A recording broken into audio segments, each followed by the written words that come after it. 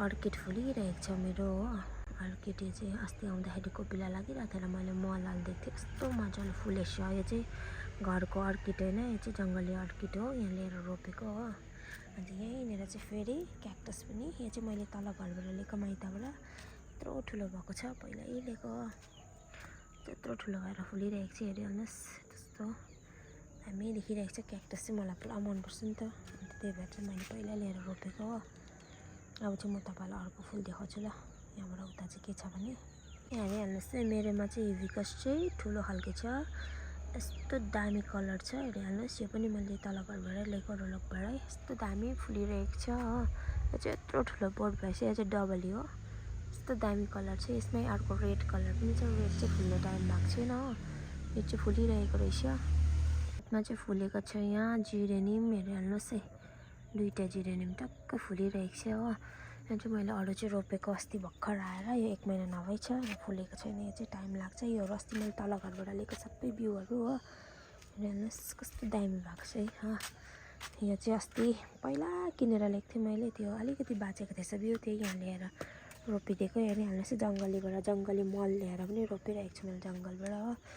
यस्तो दामी भएको छ मेरो फुल। अब 1-2 दिनमा चाहिँ यहाँनिर सिडहरू छिटेको छु हो। पुरा पटहरू भरेर राखिरहेको छु, बजार गयो भने लिएर रोप्नु पऱ्यो भनेर। यहाँनिर काँक्राको सिड पनि रोपिरहेको छु। यसको पनि मैले कटिङ गरेको थिएँ, तर कटिङ चाहिँ उयो भएछ अस्ति बिहामा क्या, सबले हल्लाइदियो कि के गरिदियो हो, प्लाट भएछ, एउटा मात्रै बाँचेछ हो।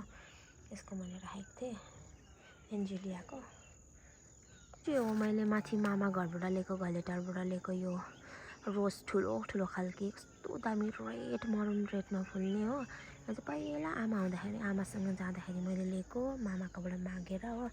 यो चाहिँ बाजेले काटिदिनु भएछ फेरि लगाएर, तर पनि यस्तो दामी भएर आइरहेको छ। अस्तिको पालि घर आउँदा चाहिँ यस्तो दामी फुलिरहेको थियो, तर बाजेले चाहिँ फेरि लगाएर काटिदिनु भएकोले गर्दा चाहिँ हेरिहाल्नुहोस्, अस्ति आउँदा फुल्नु आँटेको थियो। मैले टेकुवा दिएर चाहिँ टेकुवा लगाएर चाहिँ यत्तिको फुलिरहेको छ। कस्तो दामी, हेर्नु न कत्रो ठुलो बोट थियो, बाजेले काटिदिनु भएछ। अब यहाँनिर दुईवटा चाहिँ फुल्नु आँटेको छ, हेर्नुहोस्। एउटा भयो अनि अलिक यता छ एउटै, दुईवटा चाहिँ अब फुल्नु आँटेको छ। एउटा चाहिँ फुलिसक्यो।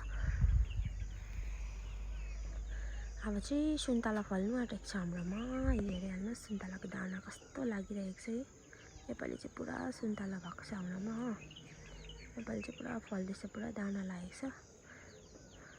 गाइसहरू हेरिहाल्नुहोस् है, मेरो घरमा चाहिँ कति दामी वाइट रोज फुलिरहेको छ भने नि, वाइटमा हल्का पिङ्क भएर सेडिङ कस्तो दामी फुलिरहेको छ।